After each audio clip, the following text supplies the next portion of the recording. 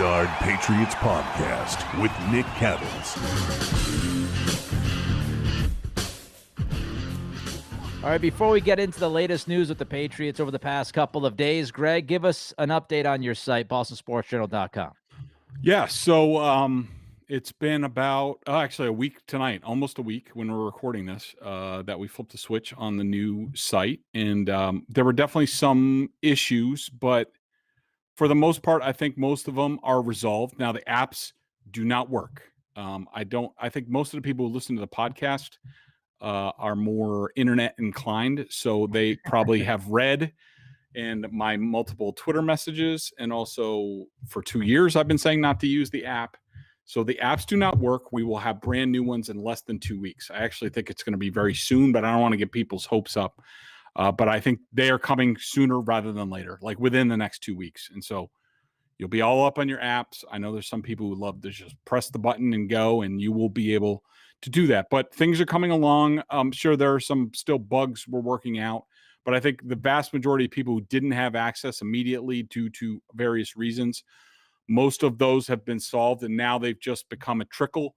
If you think you're supposed to be a member and you're not, please go under, I just want to make sure I'm going in the right place. So if you go under the little menu on the right, in the top right corner of the site, there is a support button. You press on there, you fill out a support ticket, include any information that you have, especially if you have changed email addresses since you joined the site. That's where most of the problems have come. Put that in there, and I will get to it within 24 hours. Like basically every 4 or 5 hours, I go in there and tick off any and resolve any disputes. So it's coming along. Things are getting settled. People are getting in their places. The feedback's been tremendous. The apps are going to be awesome. Going to have a lot of bells and whistles, which we'll get into down the road. But for now, all systems go at the new BSJ. And this is just the first step. And a lot of new things that are coming to BSJ that we're excited about. There you go. A lot of stuff going to be happening at BSJ. And, listen, it's not like Greg has this full IT department working for him around the clock. So this has been a massive undertaking. He's been working his tail off. If you don't believe me, it's tough to even text or get a phone call with the guy. I mean, he's been going nuts. So I'm glad that most people were patient. Things are rocking. BSJ, more to come sooner rather than later with the site. We're all excited for that. Let's talk about what's going on with the Patriots. Obviously, the biggest news item in the last 24 hours, Brian Hoyer is once again, Greg, he's once again, Belichick can't quit him. Brian Hoyer is once again back with the Patriots in the quarterback room. Wait, the big news isn't James Ferentz coming back? What? I was fully prepared for a whole James Ferentz a whole interior offensive line breakdown. Let's do it. Yeah. So Hoyer is back.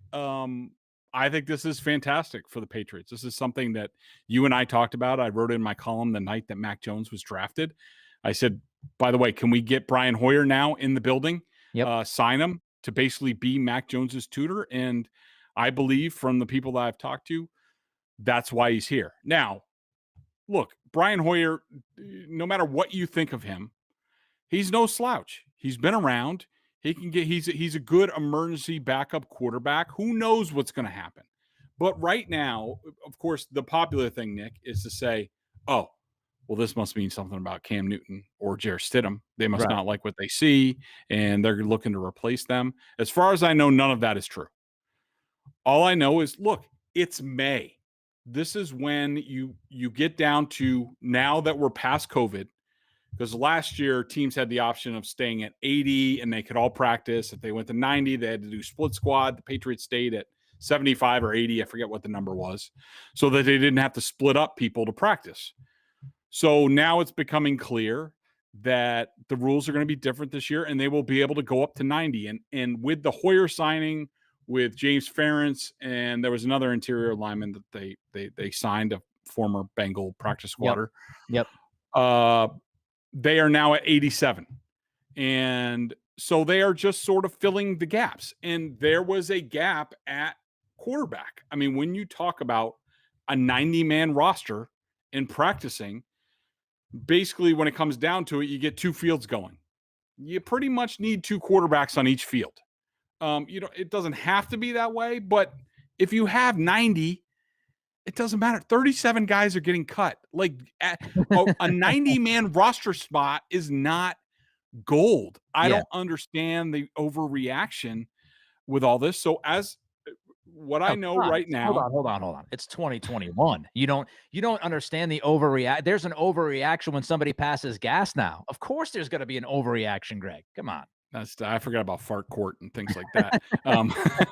But yeah, I mean, it's just, it's amazing. It's like every NFL fan, every talk radio host, is like the guy from Memento, where it's like every year it's like they forgot everything else that happened. They forgot about like the Dontrell Inmans and other guys that the Patriots have signed in May, where it didn't matter, and they were just getting bodies for different reasons. And look, Brian Hoyer, I think he talked with the Jets a little bit.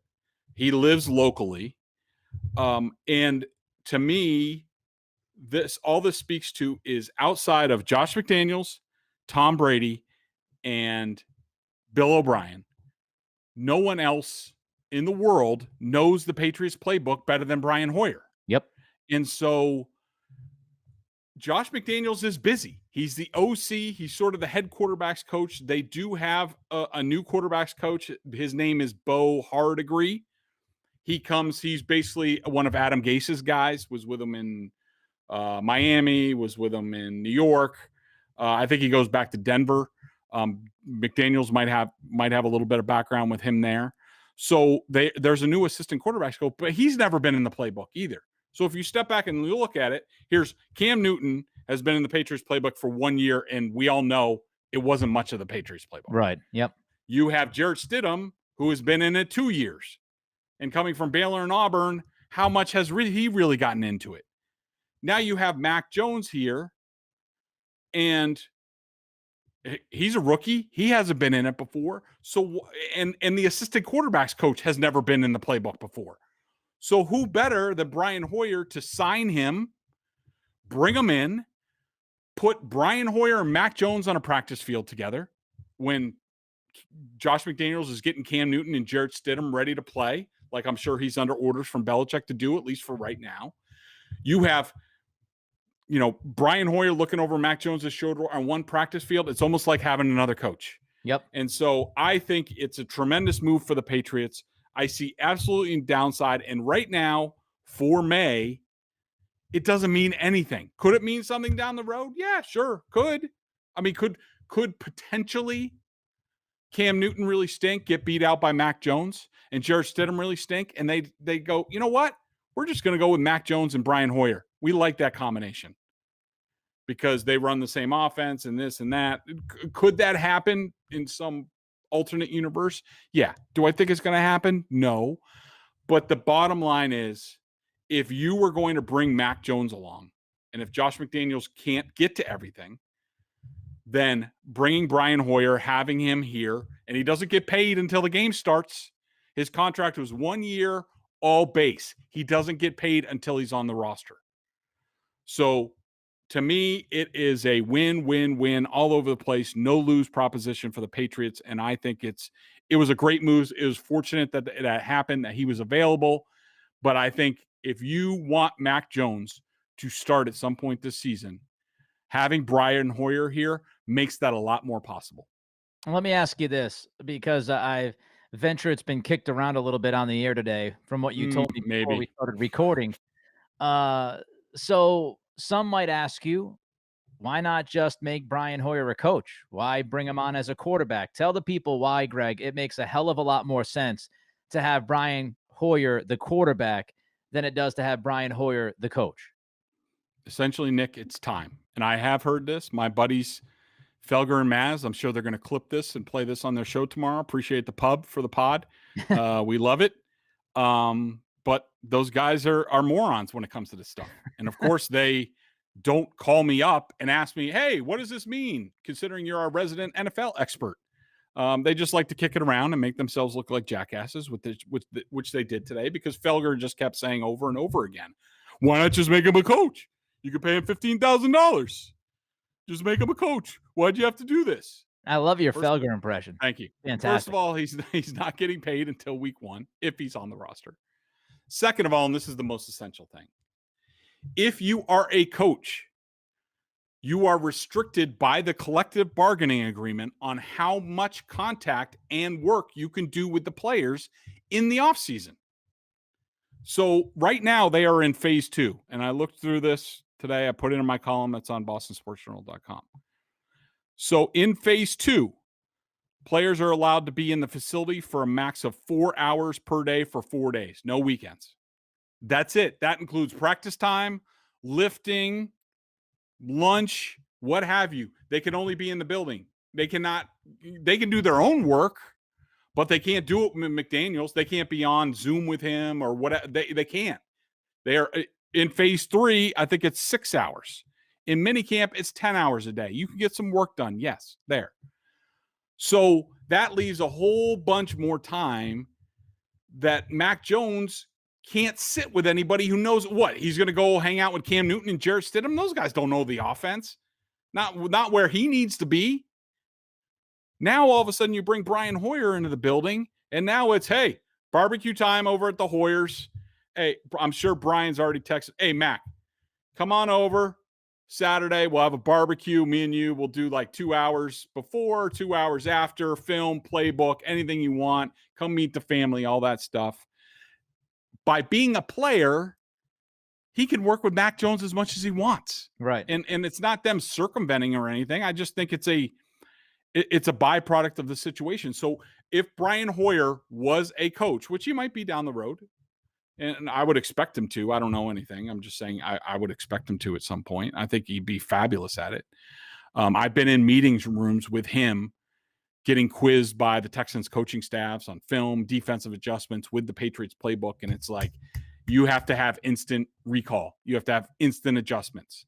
And I don't think Stidham and Newton are doing that. Brian Hoyer can do that with him. And if you want somebody to spend a lot of time with Brian Hoyer to get him up to speed on what he needs to know, it can't be a coach because they are so limited due to the CBA.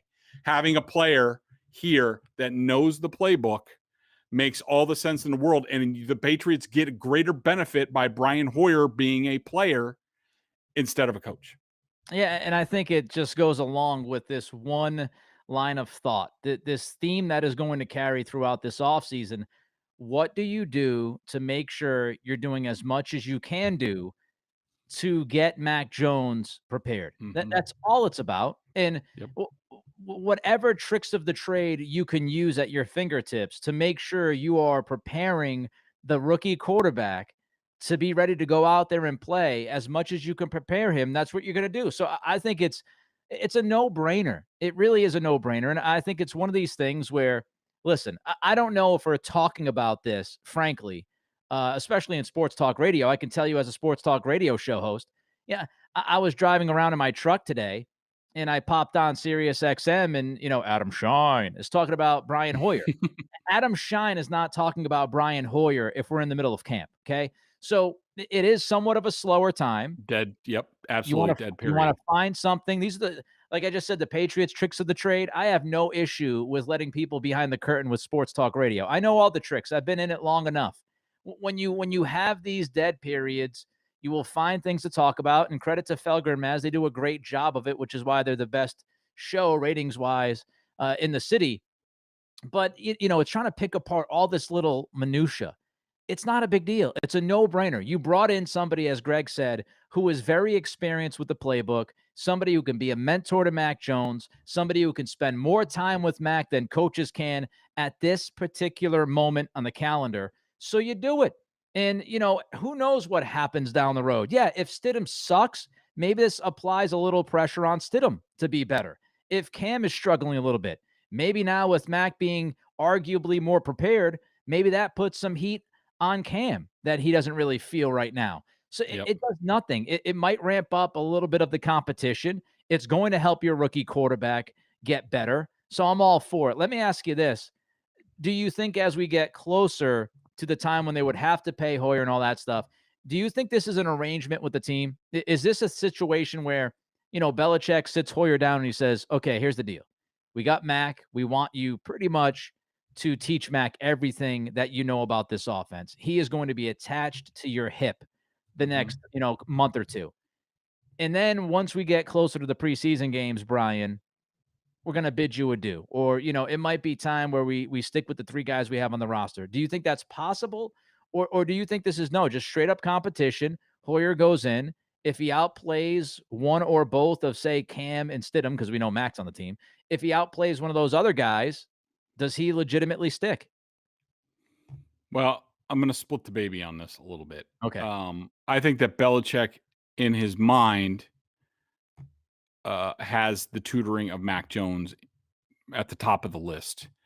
And if something else should happen, like say Jarrett Stidham just isn't any good and he turtles again, and they're just like, he gets some phantom hit point early in camp and checks out, and then they're just like, all right, we're done. And now Hoyer is the third quarterback, and I think he probably sticks. I mean, I do, now talking through it, I would say that I would say there's a competition for the third spot. I mean, I don't really see. Could Mac Jones? This is going down a rabbit hole, but could Mac Jones beat out Cam Newton in camp, making Cam Newton obsolete? Yeah, it could happen. But I think in Belichick's mind, it is. I don't think he's had this conversation with Brian. I don't think he looks at things in this way, and I don't think he likes to deal with players sort of deceitfully. I think that he tries to be straight up. He'd be like, look, we have an opportunity. We need a fourth quarterback. I don't see the upside of bringing in some, undrafted bum who has no chance. And so, we would like to bring you in. It's probably a long shot that you make the roster, but you have a chance, and we would love for you to work with Mac. And I don't know if they've had this conversation, but probably in Belichick's mind, he thinks, and who knows, maybe even Hoyer and his agent, Joe Linta, who's a, old Scrabble, long time agent, Belichick's type of guy, also reps a lot of interior offensive linemen. So I love Joe Linta. And so I think that, maybe Brian Hoyer and Joe Linta sort of, maybe pushed Belichick a little bit, be like, hey, Brian would love to get into coaching. Maybe we could start the on-ramp with him helping Mac Jones, see what happens, and then we'll see what happens down the line. But I do think, I think if Jarrett Stidham doesn't perform, I think that Brian Hoyer has a chance, because I think a QB room, if it comes down to this, of Cam Newton, Mac Jones, and Brian Hoyer, to me makes a lot of sense. I think it helps everybody. You have a guy, if all hell breaks loose with injuries or what have you, or COVID or whatever, then you have a guy who, all right, look, he blew the game in Kansas City last year with a bunch of brain farts. They now understand what the deal is. 20-20 before 2 minutes in each half, Brian Hoyer's decent. Outside of that, sometimes he loses his mind. So now they know how to manage it. Maybe they figure that out. But I do think that he has a chance, should Stidham not make any progress, and should Hoyer beat him out for a third time. And yes, he has beaten him out all previous 2 times. The first year was a pure monetary thing. Hoyer was making a lot of money. Patriots released him, wanted to bring him back, but the Colts jumped in. And when they had the Andrew Luck situation, and offered him a lot of money, and he was gone. Right. Yep. If Brian Hoyer and Jarrett Stidham were making about the same amount of money, Hoyer would have been the backup. Hoyer was the only other person to start a game last year was Brian Hoyer. Jarrett Stidham was inactive early on last season. Hoyer beat him out again. And so do I think he could do it a third time? Yeah, I do. But I think that I can't see them taking 4. But I do think there's some competition there. But the bottom line is Hoyer's here to really help Mac Jones in the room, and I think he can be a humongous asset there. Yeah, it's institutional knowledge. And, we talked about the quarterback room all last year because it was obviously nowhere near good enough. And I think Belichick has tried to address that. He drafts Mac Jones, he keeps Cam, and we'll see what Cam does with better weapons and a better understanding of this offense. And, let's not be happy and put our feet up with Stidham as the third guy. Let's bring Hoyer in for maybe a little bit of competition and to mentor the rookie quarterback.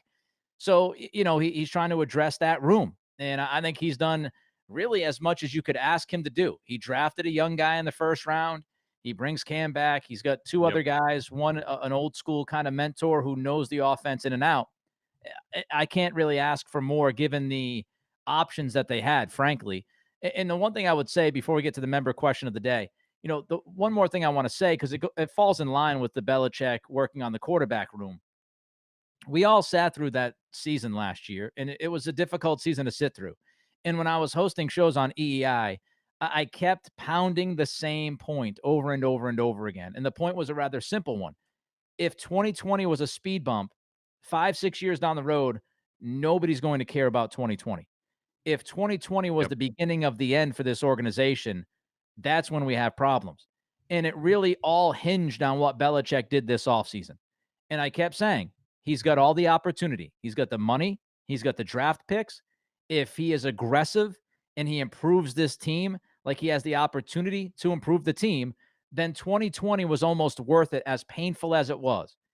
And looking at this offseason, including this moment, just bringing Hoyer in the room to try to improve the quarterback room, when you look at it in totality, this has been a complete offseason from free agency through the draft to this very moment, filling in the last few roster spots.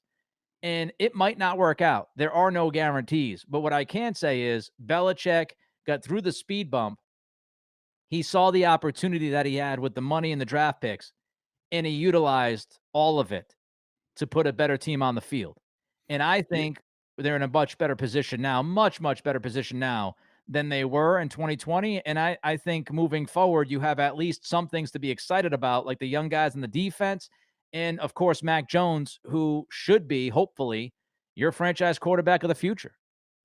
Yeah, Nick, it's a good point, and that's actually related to. I still have another member question, but this just brings up. So every Friday I do a member chat, and it was a little delayed this week while we were getting. I wanted to get more people on board, but I had an interesting question, and one of the members said, will the biggest, I forget the way he termed it, but will basically the biggest failure of Belichick's coaching career be, not retaining Tom Brady? And my thing was, and look, I think that Belichick has a lot of fault, and we've been over it before. I thought Right. that they should have, after the Atlanta Super Bowl, they just should have given him a 5-year contract extension. He would have been here through 2022. Didn't happen, so what have you. But here's the thing. So let's say they do bring Tom Brady back somehow last year. What really changes all that much? So they were 7-9. And the year before, they lost what 4 out of 6 down the stretch. Were completely limp in that playoff game against the Titans. First round exit. Would they bring everybody back? Like, what good? So they go 9-7, 10-6, and they get bounced in the playoffs again. Like, what's the point? What's the end game? So, all right, now you have Brady again for this year. Who knows whether he would have been fed up or not and just wanted to retire after another frustrating year. Like, I just don't understand the thinking that once Belichick made certain decisions, I don't know what other decision he had with Brady.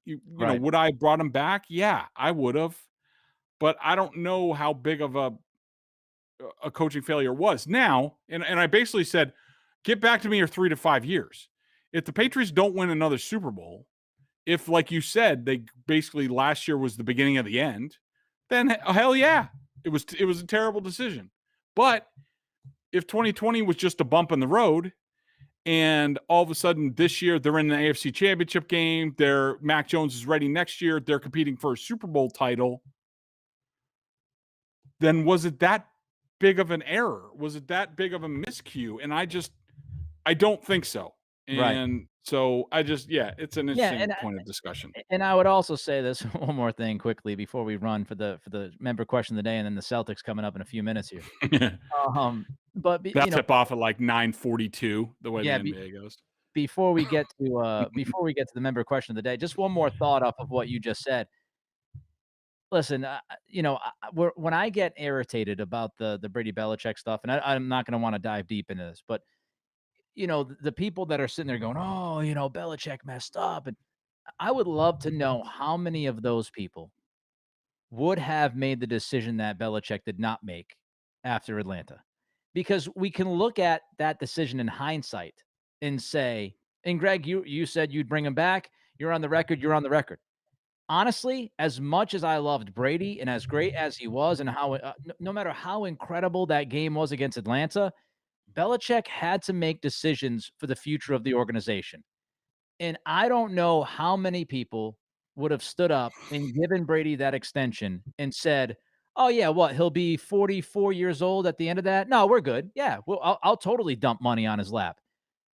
It's a difficult decision to make. Now, you can agree with it or disagree with it, but it's not like it was easy. You're going to pay this guy Right. through his 44 years old, tenure in the NFL. Like, it's not like Brady was going to be 40 at the end of that deal. So Belichick was saying, what is the responsible thing to do? Yes, he just played great, but does that mean he's going to be great 4 to 5 years down the road? And listen, Brady proved him wrong. Good for Brady. Fantastic, incredible story. But I have an issue with saying, oh, that was a terrible decision by Bell in hindsight, but you're not doing it in hindsight. These moves are made at that moment. And if you're looking at, oh, yeah, I'm going to sit here and trust this guy to be my guy until he's 44, that's a significant decision to make. And you've got to have the utter belief. And we know Belichick's a history guy. He's looking back and saying, how many dudes played this position, as good as Brady just played it when they're 42, 43, 44. So I still, it ended up being the wrong decision, but I don't blame him for the decision at that time because of how the calendar worked out. All right, let's get to the BostonSportsJournal.com member question of the day. Annual plan is $39.99. All sorts of good stuff on the brand new website. Of course, you get some excellent content from Greg when we talk Patriots. What is the member question of the day, Greg? So Jackie Treehorn asks, Greg, did any of the practice squad rules changes implemented last year for COVID, specifically being able to sign a few vets with unlimited amounts of experience, carry over into the season? If so, could Hoyer be the kind of player the Patriots look at to fill one of these slots to help with the QB onboarding? Long story short, I'm not sure, and I don't think the NFL has made a decision on this. They don't usually make decisions on this stuff and they don't really need to until training camp starts, or even during training camp, because it really doesn't matter until the 53-man cut down, and then you form practice squads and things like that. I would tend to doubt, with what's going on and how positively things are going with COVID, that they're going to do it. I could tell you that. Well, I don't know. We'll have to see, because I do know the NFLPA and the NFL, they're still negotiating a bunch of stuff, including, I was asking about the Patriots PR department, who led by Stacey James. They're all excellent, of course. I was asking them about the minicamp setup, and I was letting them know that I'm fully vaccinated and all that. And, and they basically said, like, it appears that they're going to be under the same restrictions as last year, which is kind of unbelievable. But I think it's the union just being a pain in the rear, which, if that's the case, then it's not looking good for training camp, but we'll see what happens. I don't think they made a decision on that. The owners don't like to continue that stuff. It costs them money. But the bottom line is, with Hoyer, I think that's part of the reason why it never got done last year, that he was never, released at any point. Even after Kansas City, he was basically buried. As far as I remember, he stayed on the roster for the rest of the year. And it's kind of an insulting move to do that to a veteran who's not going to make that much money. The pay cut, I think you could get in a situation where you ask a guy like Brian Hoyer, hey, will you go in the practice squad for $250,000, whatever it is. I forget what the number is. And he's just like, no, I'd rather go spend time with my family. Like, what am I going to do that for? So, look, I think we could get into a situation with Hoyer where he goes through training camp, he does everything, he doesn't ultimately make the roster. Stidham does beat him out. He's number 2, or he's probably number 2, with Mac Jones number 3 to quote unquote start the season.